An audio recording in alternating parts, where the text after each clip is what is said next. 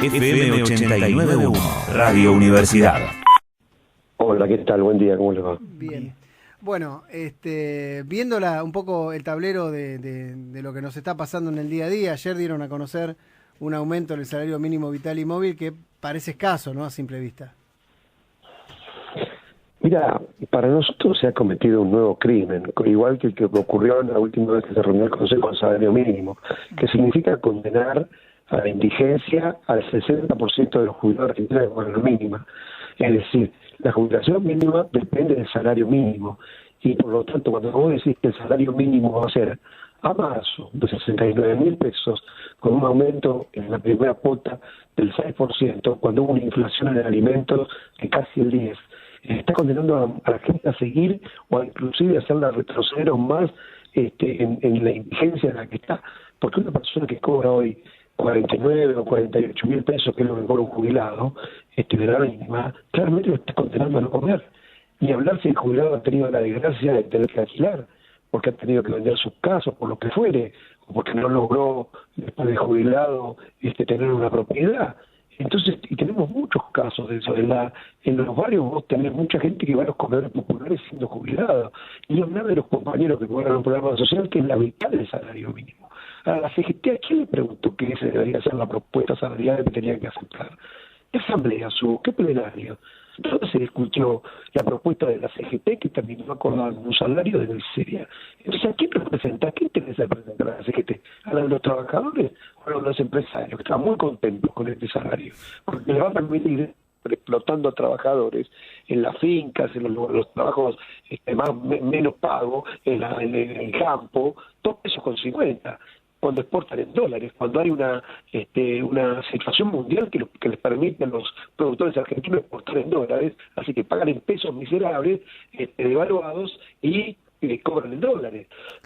Entonces ayer se ha cometido un ataque a la clase obrera, cometido por el gobierno, por las patronales y por la dirigencia sindical, que por supuesto ni siquiera se dignó a convocar una movilización, por supuesto que después hay que dar explicaciones, no se dignó tampoco a hacer la reunión, aceptó que fuera virtual. ¿Por qué las reuniones son virtuales? Porque los crímenes se cometen de espalda a los trabajadores, es la única razón. Entonces, la verdad que estamos con mucha bronca con esto. Nos fuimos ayer de la movilización que hicimos, que congregó muchísimos trabajadores de Sumau, pero también algunos sindicatos que no están de acuerdo con la política de la dirección de la CGT y de la CTA. Eduardo, sí, ayer vi la manifestación que hicieron, un poco era para meter presión sobre esto, pero digo, ¿imaginabas este número, este final? Recuerdo que pedían que el salario mínimo vital y móvil se acerque más por lo menos a 100.000 pesos, ¿no? Como mínimo, digo. Mira, el INDEC dice que para no ser pobre en la Argentina necesitas 138.000 pesos. ¿Qué otra cosa puede pedir un dirigente sindical, un dirigente social? Que se cobre eso en la Argentina, que los salarios tengan ese nivel. Porque entonces, si no, le decimos a la gente, mira, trabaja, agacha el lomo, calla, y vas a ser pobre toda tu vida. ¿Por qué no es el primer año que ocurre esto? Viene ocurriendo desde Macri y continúa. O sea, necesitas 2 salarios mínimo vital y móvil para evadir la pobreza, ¿no? Es lo que dice el INDEC, no es lo que decimos nosotros, no es lo que a mí se me ocurrió sacando cuentas en mi casa. Además es lo que están empujando, los gremios que salen a luchar, los sectores que salen a luchar. Los residentes reclamaban eso, los trabajadores del sur reclamaban eso, ahora los trabajadores de la provincia de Buenos Aires, de la salud y de la educación están empezando a reclamar eso. No se puede tener un salario por debajo de la línea de pobreza, porque entonces condenamos a la gente a la pobreza y además a que la gente trabaje. Claro. Entonces viejo, si me vas a pagar 40.000 pesos me voy a juntar patones y no tengo que estar matando a toda la gente todos los días. Sí. Y vivir bajo el yugo del patrón, donde no existe otra cosa que el despotismo pastoral. En una fábrica, laburé mucho fábrica, así que sé de lo que te hablo, no existe ninguna democracia, aquí está el despotismo patronal. Entonces, si vos tenés que decirle a la gente que vaya a aguantar ese despotismo patronal por la plata que no le alcanza ni para comer, ni hablemos de que esto no incluye el alquiler, porque los 138.000 pesos que me no incluye el alquiler. Claro, pero además esto condiciona a cualquier tipo de trabajador, porque cualquier gremio que va a pelear te dicen, sí, mirá, le dimos un 20%, no pidas mucho más que esto tampoco, ¿no? lógico, por supuesto, Claro. condiciona que ese es la idea, el concepto que tienen el Estado, representado por el gobierno, el Ministerio de Trabajo, las patronales, que por supuesto se frotan la mano, y la dirección de los sindicatos. Por lo tanto, este es el salario de la Argentina. Y además el salario de digo, la Argentina dice que no es un número decorativo el del salario mínimo vital y móvil, sino que es referencia para muchos Por otros, supuesto. ¿no? Por ejemplo, para el salario docente, que tiene que estar un 20% por encima del salario mínimo, para las jubilaciones, para los la jubilación es mínima. Claro. Hablamos de la jubilación mínima, mira, es un crimen contra los jubilados, porque los trabajadores activos se pueden defender más, pueden tener, lamentablemente, a veces otro laburo, pero pueden pelear, hacer una changa, o pelear, o salir a luchar como hacen los trabajadores, pero el jubilado, ¿cómo hace? Claro. Es decir, vamos a tener que tener mucha norma plana en el futuro, porque evidentemente las Argentinas y las Argentinas lo defienden, hay que defender el salario en la Argentina y no lo están defendiendo las centrales obreras. Después llama la atención que haya muchos piquetes en la Argentina. ¿Cómo no va a haber muchos piquetes si los que tienen que concentrar la pelea por el salario no lo hacen, que son las centrales sindicales?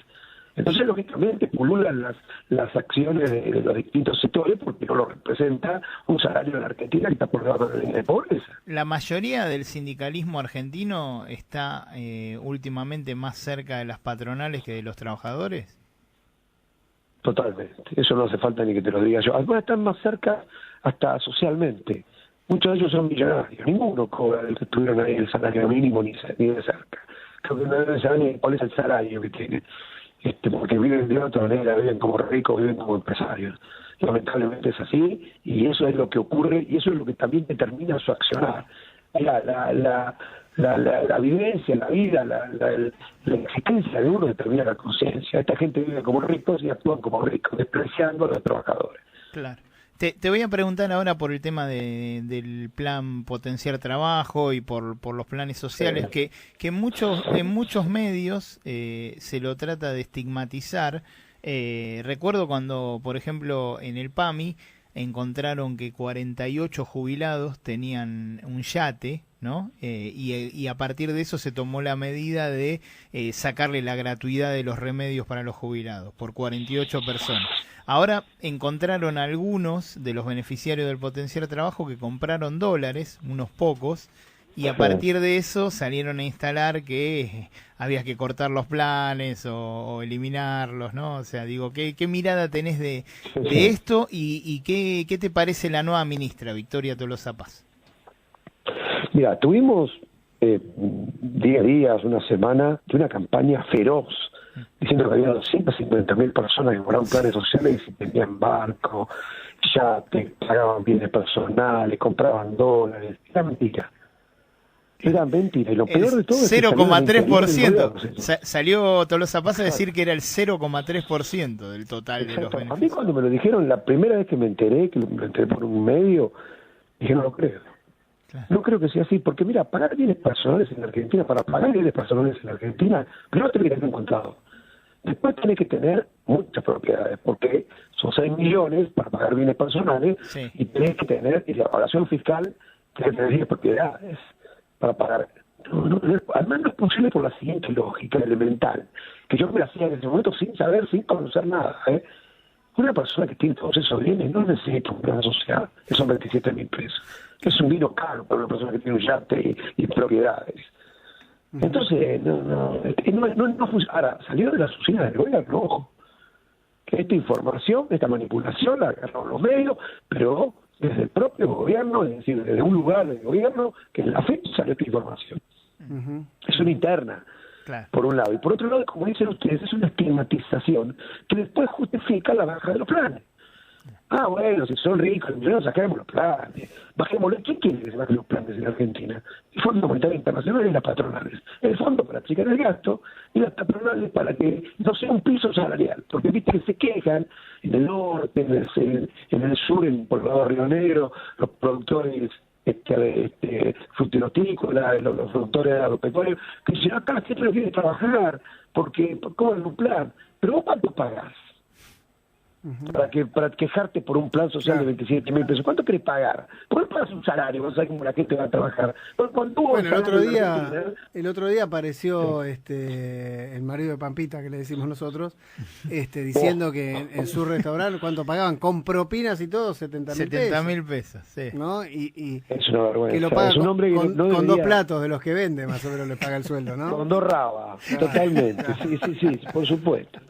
No, es un escándalo. La desvergüenza y la cámara, los medios que tiene esta gente para hablar esas pavadas y decirla sin que el periodista se mueva un pelo. No le repregunto. No, mira, dice, claro, mirá, cierto, es verdad. Claro, usted paga 70.000 pesos. Usted es un explotador, señor, si paga 70.000 pesos. Es un explotador porque el salario de Argentina está por arriba de eso. Está pagando por abajo de la línea de pobreza. Debería dar vergüenza pagar ese salario. Eduardo, la última... Sin embargo, acá el problema son los pobres, son los que marcan, son los que reclaman, son los que cobran un plan social. Sí, que cortan la calle e impidiéndole al que va a comprar un plato de rabas al restaurante. Al trabajador, que va a comprar el plato de rabas, claro. La última, y sé que fuiste una persona cercana, o por lo menos que mucho tiempo militaste en Madres, y bueno, que una reflexión sobre la lamentable desaparición física de Eve.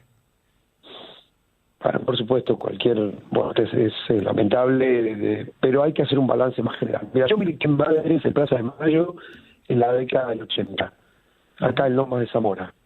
Tengo extraordinarios recuerdos de Norma, de Rosita, de Alba, de todas las cosas. Algunas ya no están, Rosita todavía sigue viviendo, pero hubo un clic en un momento en Madre de Plaza de Mayo.